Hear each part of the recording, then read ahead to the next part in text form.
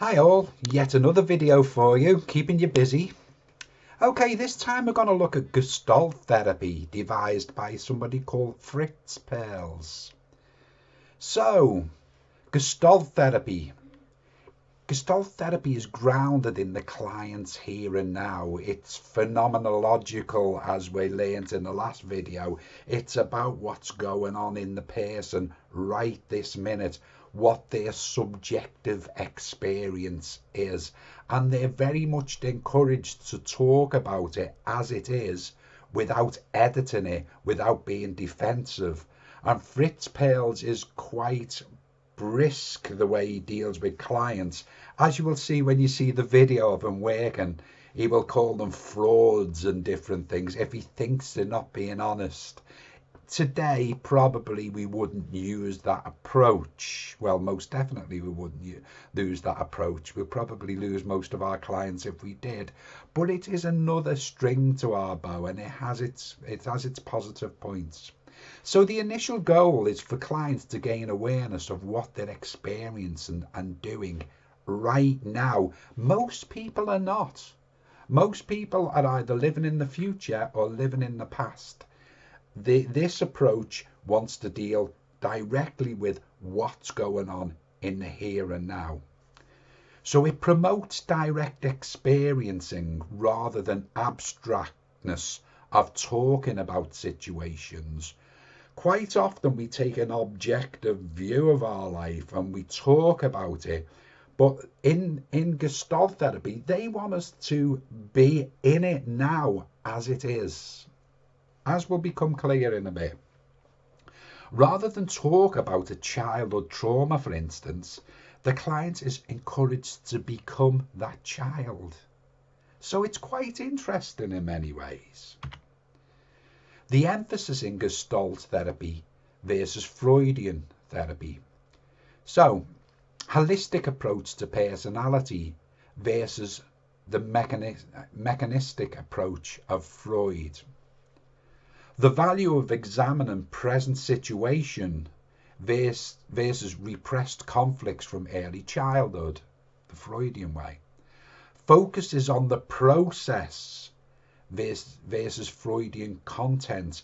Remember, we were saying that our mind should always be in a state of flux. It's forever changing. The mind is not a thing. The mind is a process in a state of flux. Very important that you remember that. Okay? On presently experienced versus what is revealed by the client from memory. So there's distinct differences here. In the Gestalt method, the focus is on what's being experienced right now, presently, okay, versus going back in a client's memory, the Freudian way. Self-understanding comes from individuals' behavior in the present versus why they behave as they do. But I think here we have to take the approach of time being vertical. We always think of time as linear and we're going to move in this direction. But if you think of time as vertical, and the past is within us and the future is within us and the present is here right now, all three of them are within us now. We carry the past with us via memory. We carry the future with us via projection. Therefore, the past, the present, and the future exists in us right now. That's the probable future, because the future can change. But the past and the present determines the future. Do you get that? So if we work right in the present, it's not that we're dismissing the past. It's that in Fritz Perls' method, we're encouraged to become. So if that child within us is hurting, we're encouraged to become that child and express ourselves as that child. Okay?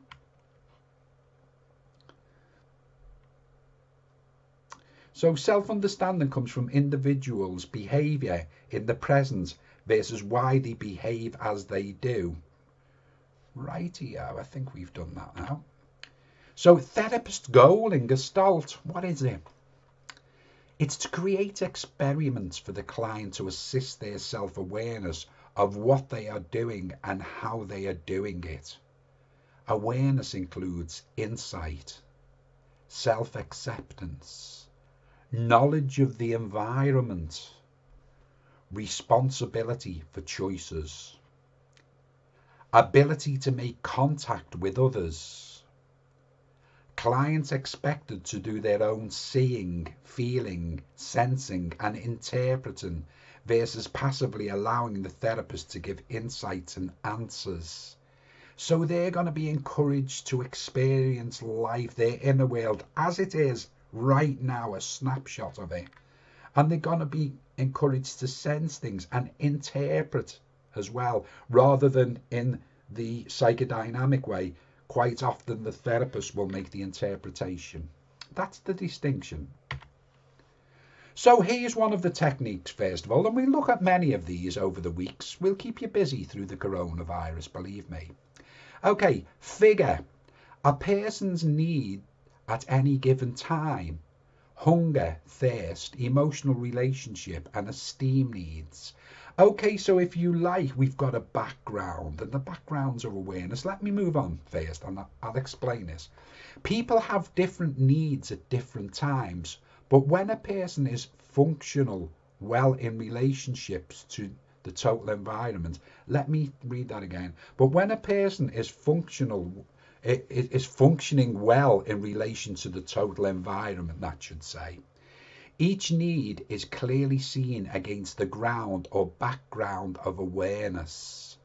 Okay, so what we've got is a need that comes to the fore. That's called the figure. So it might be a need you need to relate better to other people. And the rest of consciousness is in the background, if you like. And we need to deal with that figure, that pressing need. Okay? The figure is the pressing need in this case. The individual's task is to deal with the most important need as it emerges. So from this background of consciousness, an important need emerges. And the person needs to deal with that important need first. Okay, so it might be relationships, it might be anxiety, it might be they need to get back into work, and that presents itself from the background of consciousness. That presents itself, it comes to the foreground for presentation to be resolved. Right. When needs are dealt with in this way, they are then able to fade into the background and other present needs appear. So it's a process. Background of consciousness, a need presents itself to be resolved. We resolve that, the whole background consciousness changes once we resolve one need, but another comes forth. It's a flow of consciousness, a never ceaseless flow of consciousness, if you like. So when needs are dealt with in this way, they are then able to fade into the background and other present needs appear. In Gestalt, this is known as formation and destruction of gestalts. Okay? A gestalt basically is a pattern. There's many ways of describing it. They say the whole, a gestalt is the whole. It says here, figure and ground form a pattern or a whole, which is known as a gestalt. Okay? So figure and ground form a pattern. So the pattern is a gestalt, if you like, or a whole, which is known as a gestalt. Okay, let us move on. Let me just check one thing just before we do. Are we recording well? Yes, we are. Let me get back to where we were. Thank you. So we move on. Gestalt case study called Unfinished Business. A patient attending his GP surgery was referred to counselling because he was depressed. Simon had been bereaved 2 years earlier when his father died of a heart attack. Since that time, Simon was unable to shake off his depression and had been taking medication for sleeplessness and anxiety. They're down the bottom of Maslow's hierarchy of needs, as it happens. So during the session, it emerged that his brother had committed suicide 10 years earlier. Simon had never accepted his death. He felt responsible and guilty. Because of his unresolved grief about his brother, Simon could not address adequately his father's death. In addition, his relationships were problematic. In his own words, he was difficult and moody to live with. Simon felt drained of energy and confused about which issues he should tackle first, since the job situation was not good either. Okay, so let's progress. It was some time before he came to see that the unfinished business of his brother's death needed to be dealt with if the other factors were to be seen in clearer focus. In Simon's case, there was lack of purpose and clarity. He was unable to separate the important from the unimportant things in his awareness. It gets confusing, awareness. Figure and ground had become indistinguishable as far as he was concerned, so he couldn't tell what was an important issue from the background because of the utter confusion of all of these bad experiences he had in recent years. This example explains why it is that people tend to become ineffective when they are caught up in several activities and preoccupations, none of which are properly addressed. It's like that vagueness within consciousness. There's so many problems going on. Where do we start? The figure, the one that normally presents as the major issue, is blending into the background because there's so many other things going on and the whole process is a mess. Understand? Yes, good. So, unfinished business. Feelings about the past are unexpressed.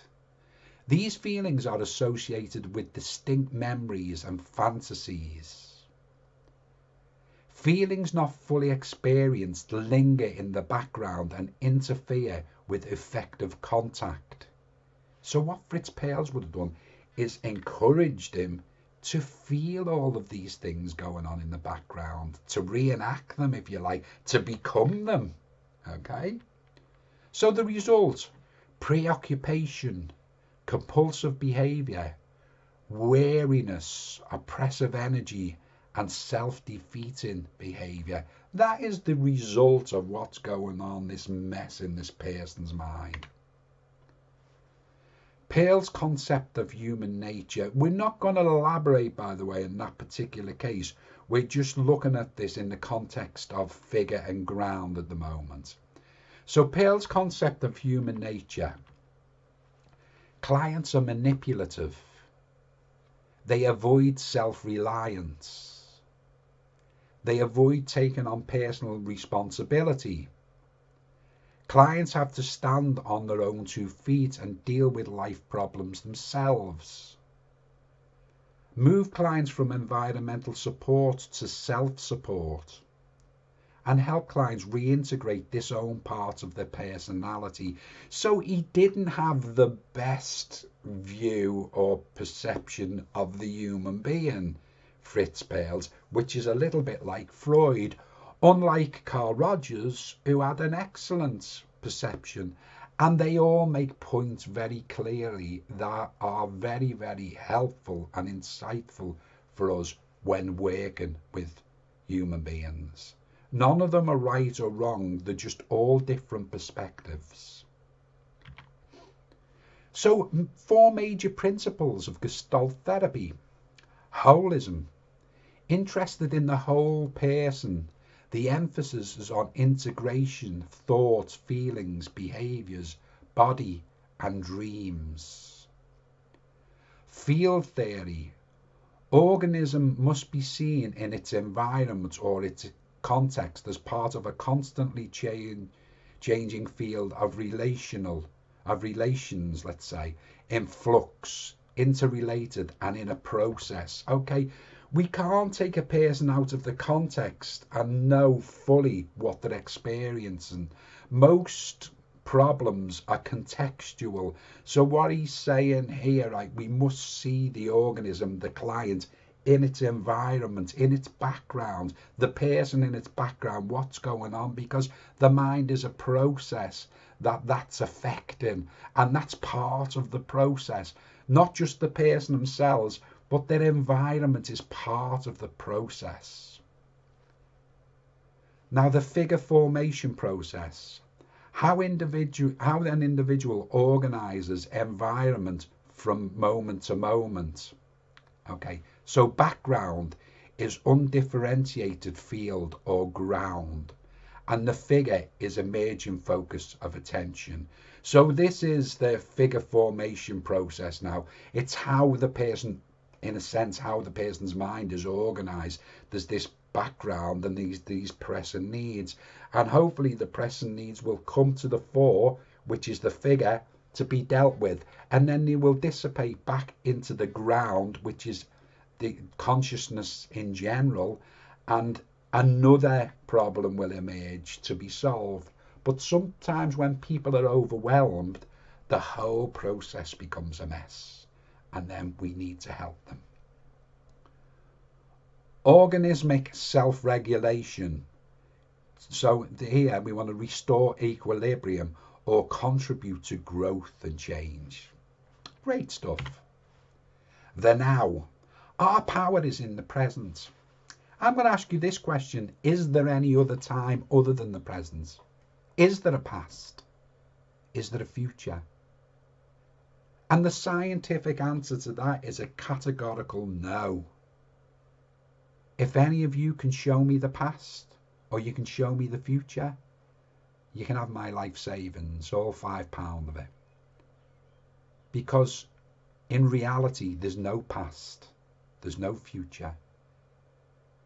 We have memories of what was the present going back, but these are all just concepts. Experientially, and this is where Gestalt Therapy focuses, we don't have any other time than the present. Think about that. Take time to think about it. There isn't a past. It's just our way of trying to explain presence that existed before this present moment. And now there's another present moment, and the present moment I spoke about before is now what we would refer to as the past, but it's not. It's the present, which is on a continuum. Think about that. There is no other time than the present moment ever. And that's what we were saying before. If you like, the past and the future exist within us now, a probable future. Okay? Nothing exists except now. Nobody can argue that point. That is very, very, very, very true. And what Fritz Perls was saying is that, okay, we were children, but when we were children, that was the now. That was the present. And that exists within us now. The memories of that. And they can present themselves, and we can reenact. We can become that child. And what he likes to do, if you like, is a catharsis, a cathartic release to become that herd child, so that he can integrate that herd child into the full adult that is now. Because when parts of ourselves haven't been dealt with in the past, we become fragmented. And if we can go back and we can actually, well, not go back, in the present moment, if we can become that child and reenact the hurt we were going through, we can resolve it in the present moment. Okay. The past is gone and the future has not yet arrived. We only ever have the now. For many people, the power of the present is lost. They may focus on their past mistakes or engage in endless resolutions and plans for the future. Very, very true. And mindfulness advocates living in the now. The here and now, here we go. The central focus of Gestalt Therapy is on the present. Clients' present experience, including their thoughts, feelings and actions, are the most important factors in this approach. Even the experiences of planning and remembering are seen as present functions, which they are, undoubtedly, regardless of the fact that they refer to the past and the future. Thus, a client may be concerned about an issue from the past, but instead of focusing on a lengthy and verbal account of what happened, a Gestalt therapist would encourage the client to experience the past in the present, because the past is in the present now. The present is the only time we ever have, and we carry the past, what we deem the past, we carry it into each new present moment. And as we speak now, this is the present moment now. I'm carrying my whole life's experience with me into the next present moment.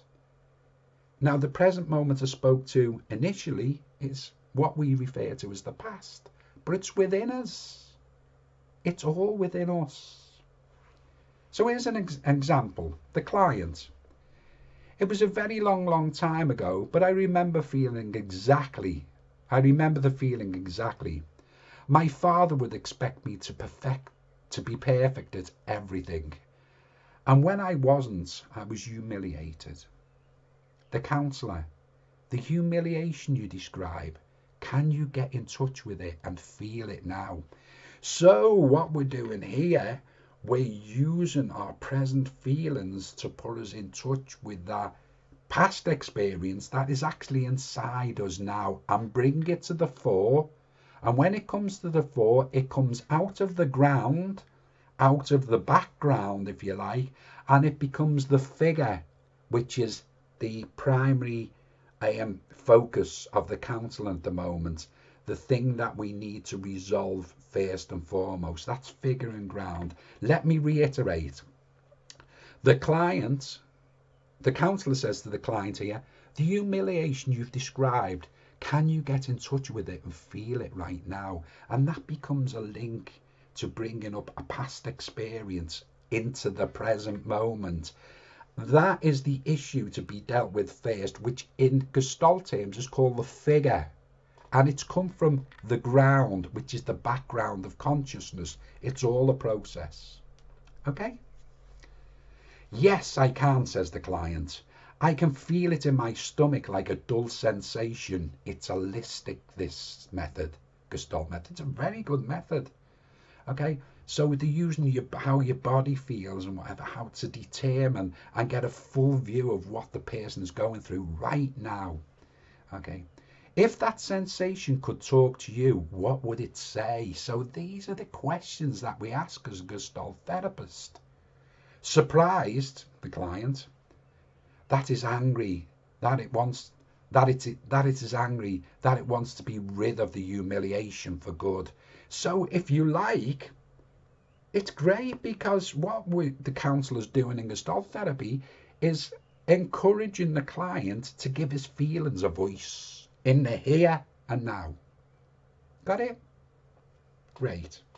It can be seen from this example that the counsellor's emphasis on present experience enable the client to access strong feelings which would have remained outside her awareness. Okay, again, it's like repression. All of these things, if you like, have been repressed into the background of consciousness. But as we know, I'm going to use the term past here, the past experiences are not dead and buried. They're buried alive. We carry them into each present moment with us. And if they've been repressed, they still impact very much on how we act in the present moment. So here in Gestalt, which is an excellent method to use, he's encouraging us to bring it up from the depths of our unconscious and to start to process it, to start to re-experience it, so that it's not repressed anymore. So here we encourage the client to get angry. Why not? That's Gestalt therapy. This is what we do when a client comes into you who's angry. You don't be all matter of fact and ask them questions and this, that and the other. Allow them to be angry. They need to process that. So these are some exercises. Let's just read these and you can have a go at these in your own time. But working individually, spend about 5 minutes becoming aware of your experiences at the present moment. Contemplate the following. What bodily sensations do you experience? Are there any needs that seem to be more pressing than others? If so, how does the pressing need affect your ability to attend to other factors in your present environment?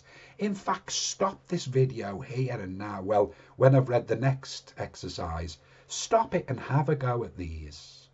Okay, the working in 2-1 you may not be able to do until you've got somebody else there, but here we go.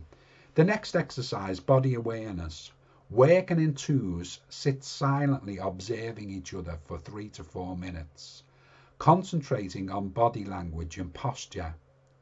Afterwards, take turns to describe your observations of the other person. What are your feelings about your partner's observations? Is this how you see or experience yourself? We will have a go at this in the classroom. But for now, stop the video and do the first exercise there, becoming aware. Okay? Okay, let's move on. Contact and resistances to contact.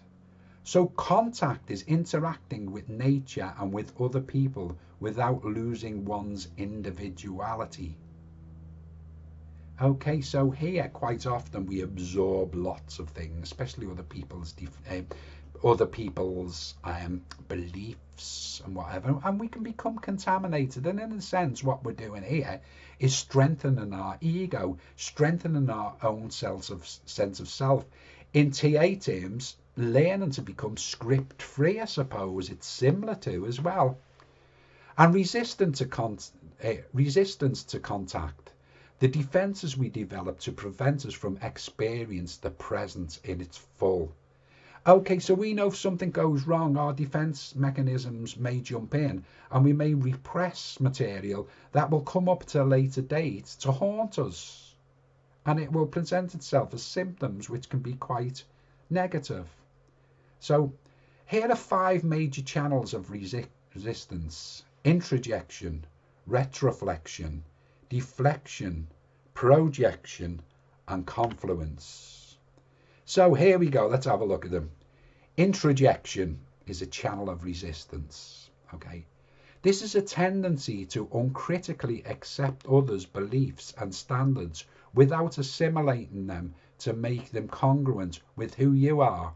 So we just take on other people's beliefs because we think we should. And a belief is just simply an idea that we hold to be true. I've said this time and time again. If it doesn't, it either serves us or impedes us. If it impedes us, throw it away and get another one. Okay? Back to your cognitive behavioural therapy, A, B, C. Antecedents, activating event. Okay? The belief about that and the consequence, and dispute that belief and see what the effects of the disputation is. It's the same type of thing. These all come together, these therapeutic modalities. So passively incorporate what the environment provides, spending little time on becoming clear about what we need or want. So it's about focus as well. Not just taking in what the environment gives us, being more selective. It's very, very good. Have a read of them now and let you assimilate them. I'll give you a couple of seconds to do that.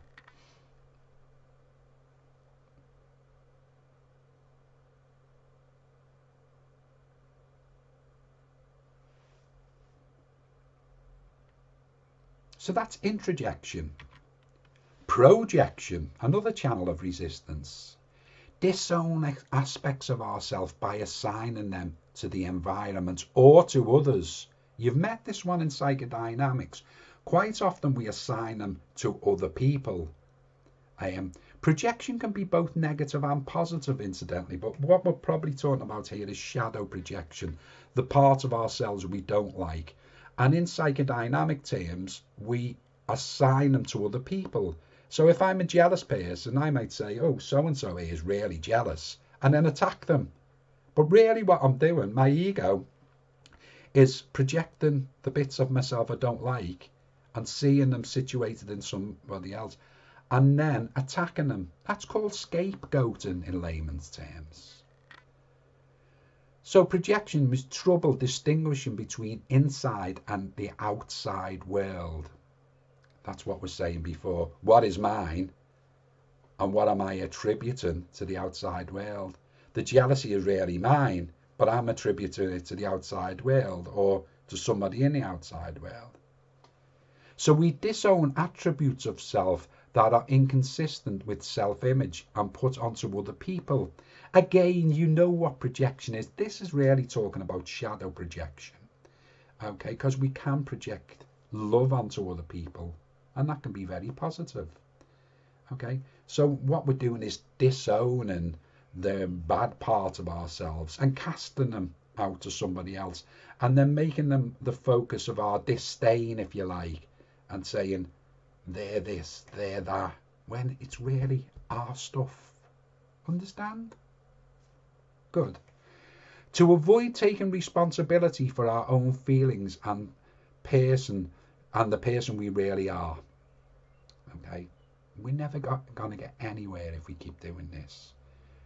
When I done my counselling training, there's many parts of myself I didn't like that I had to take ownership of, and I did so. So I need to foster humility. All of this keeps us powerless to initiate change. Undoubtedly. Great stuff, this. Deflection.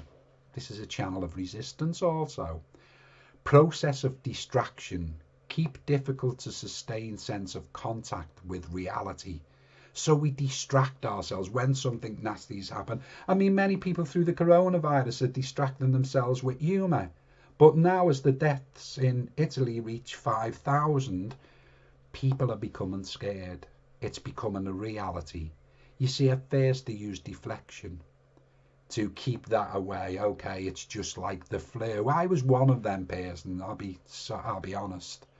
But now when we can see it escalating rapidly day by day, then really we need to own it. And when we use deflection, we can use this sense of humour. And sense of humour is a great defence mechanism. But at some point we need to take ownership and responsibility. Okay. It says, the next one actually, overuse of humour. Okay, how many times do we... Humour's a great thing, but if we're using humour for something that really needs our full attention and needs to be dealt with, then it really is deflection. We're deflecting the subject. We're not taking ownership of it. We're not recognising it. And therefore, we're repressing it. So overuse of humour, abstract generalisations and questions rather than statements results in emotional depletion. Okay. So really, you know, we ask questions and we ask questions when really we could make statements because we know what is going on. Okay?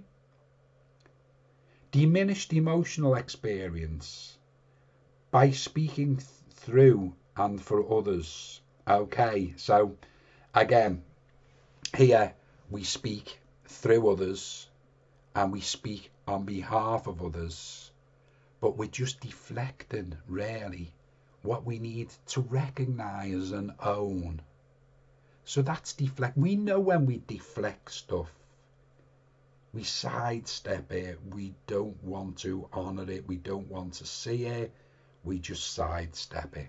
That'll lead to repression, that'll lead to a real mess in the figuring ground elements of our psyche. Confluence, which means coming together of. So blaring differentiation between self and environment. Okay, people who haven't got boundaries tend to become, if you like, who they become results from their environments. Their environment really affects them. They're affected. They don't have any boundaries set that are like, this is me. They're not able to distinguish really between themselves and other people or between themselves and their environment. Again, this is about ego strengthening and creating boundaries and being able, if you like, to rid yourself or to deflect or to not own other people's beliefs and whatever, and to foster your own beliefs. It's about becoming you, individual. Okay? Confluence, fitting in. So the absence of conflict, belief all people feel and think the same way. Okay, fitting in, this is so important to most people. They must fit in, therefore they don't speak directly how they feel. And sometimes they do this, they calculate these responses because it may be dangerous, for instance, with your boss in work, to speak exactly how you feel. But nevertheless, that energy has to go somewhere, and we push it down. And here, confluence, really about fitting in, becomes a defense mechanism. Really what it is it's avoiding conflict. And we can't always do that. Right, high need for acceptance and approval. I can actually identify with that, especially when I come out of alcoholism. I wanted to be accepted and I wanted approval all the time. But I've worked on these things now, and they're nowhere near as important as they was. I go on internal checks how I feel I'm doing myself, irregardless of what other people think. Right? And if my measure is my happiness, and if I'm happy, I'm going the right way, so long as I'm not harming other people, of course. At the same time, it's very important for me to have relationships and get recognition from other people. It's very important. So stay safe. Never express your own feelings. You've got to express how you feel, otherwise you're going to get in terrible problems years up the road. We need to express honestly how we feel, especially in therapy. Therapist uses W questions to get clients to open up. W questions, I'm not too sure. What, why, and whatever. So yes, there we go. So the therapist will use what, why, when questions to get the client to open up. Other forms of resistance: control of environment, resistance to contact, boundary disturbance. You cannot control your environment. You cannot control other people, but people spend their life wanting to do it. And they're probably the most miserable people I've ever met in my life. And I can say that honestly from experience. If you're a person who's constantly wanting to control factors out of your control, you're going to be very, very disturbed in life. Okay, you can't do it. It's back to the serenity pair. Accept the things you cannot change. You can often not change things in your environment, and you certainly can't change other people. Okay, you can offer suggestions to them, but if you're persistent in wanting them to change and your happiness is dependent on them changing, forget it. You're never going to be a happy person. Recognize that now. And therefore, you're master of your own destiny. If you're miserable because you can't change other people, then you need to change something within you. You need to change your relationship to other people. Okay. Blocks to energy manifested by tension in parts of the body. That's why exercise is fantastic psychologically. If you're angry, go out and run and work the energy off, because these energies get blocked in your body. Everything ultimately is a movement of energy, undoubtedly. Okay, by posture, again, blocks to energy in your posture, the way you're sitting, the way you move and whatever. Keeping body tight and closed. You will need to open up to relax. Not breathing deeply. We've seen how important that is in CBT. To breathe properly, diaphragmatic breathing. And this is back to homeostasis, keeping all of the systems in the body balanced. Looking away from people when speaking. Choking off sensations. Numbing feelings. And speaking with restricted voice. These are all things that we have to turn around. And although it might bring us out of our comfort zone, in Gestalt Therapy, we're encouraged to hit these full on. Language forms look for in therapy. It talk instead of I. Depersonalizing. Taking what they mean here is that they take the third person perspective. Oh yeah, he was doing that. Paul does this. Paul does that. That is me, if you like. That is me. When I say Paul done this, Paul, detaching from myself. Okay. And lots of people do this. Oh yeah, listen to the way people talk. I'm a stickler, as you probably know, for pulling people up on the way they talk. And he says, yeah, but people do this, don't they? People do that. People do this. But they're talking about themselves. And really, they need to own that. That's what they're encouraging in Gestalt therapy. Now we've got you talk, global or impersonal. So that's when we're talking about, well, we do this, you do that, you do that, you do that, and so on. Again, we're not taking responsibility for what we're saying. We're just saying what we want to say, but attributing it to others, if you like. Not taking ownership of it. Questions. Okay, so keep hidden, safe, unknown. Language that denies power. Uses qualifier or disclaimers. Yes, but. You know the thing. Well, I've got this, yes, but this. And it's disclaimer. Again, we're not taking ownership of what's going on inside of us. Client's metaphors. Clues to internal struggles. Okay, metaphors are great. We'll look at these when we do Miltonian hypnotherapy next year. Metaphors are basically stories. I mean, there's a blanket of snow on the ground outside. There isn't a blanket at all. That's metaphorical to say the snow is everywhere. And people use metaphor to describe their lives, you know. Oh, my life is a war zone. So we're looking for the metaphors they're using to describe what's going on within them right at this present moment to give us insight into their inner world. Language to uncover story. Use elusive language, covers life stories. So these then are using vague language, and we need to actually make that vague. There's the very good techniques in NLP for doing this, but to make that vague language more concrete and more obvious, if you like. Right, clients processing Gestalt work. Discovery. Surprises for the client. New realizations about themselves. This is what we want. A novel view or a new view of old situations. This is what we're aiming to achieve in Gestalt therapy. New look at significant others, a new perspective on the close people in their lives. So that's discovery, that's the discovery stage. Accommodation, recognition they have a choice. Most people who come to counselling don't think they have choices. It's vital that they recognise, not have they just got choices, but they've got so many choices, it's unbelievable. The world is so diverse, we've got so many choices. When I was drinking, I didn't think I had a choice. I thought I was possessed by some sort of destructive force that was out to kill me.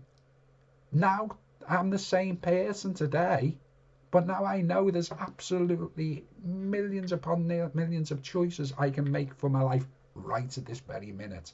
That could be life-changing. So that's what we want to encourage. Try new behaviours in safety of office. So we encourage them. This comes from psychodrama as well, Gestalt therapy. So we might encourage them to act out new situations. So, okay, you're going for an interview. I'm the person who's going to interview you. Go ahead, come on. You go in, come into the interview room, and I'll play the interview panel. Let's act it out. Psychodrama. Are you with me? Right. Expand awareness in the real world as well. So we want to become very aware of what's going on in our lives in every present moment, which most people are not. They're living in the future or they're living in the past. Assimilation, that means to take in. Okay. learning to influence our environment rather than becoming passive bystanders and letting the environment affect us. We want them to learn to influence their environment, the other way round. Yeah. Deal with surprises encountered daily. So we want them to be able, if a surprise comes up, to handle it, to be able to deal with it, and to assimilate that, to take it in. And we want them to assimilate confidence to improve and improvise. So when a surprise comes up, they're not stuck in old patterns. They can improvise. They can be spontaneous. Remember what I said about that river of life, that river of consciousness. I was watching the stream in Clanfertalherne yesterday, and it was fast flowing, and I was thinking that's consciousness itself, intent on reaching its destination. But there's rocks in there. But that river learns how to negotiate the rocks and just to easily pass the rocks. It finds a way to reach its destination despite of impedances. And that's what our consciousness needs to be like that flowing river, like water. Meditate on this, please, and be able to be spontaneous, to improvise and so on, and to do it with utter confidence. And on that note, so this lesson shall end, and I will continue with Gestalt in the next video. Thank you, everybody.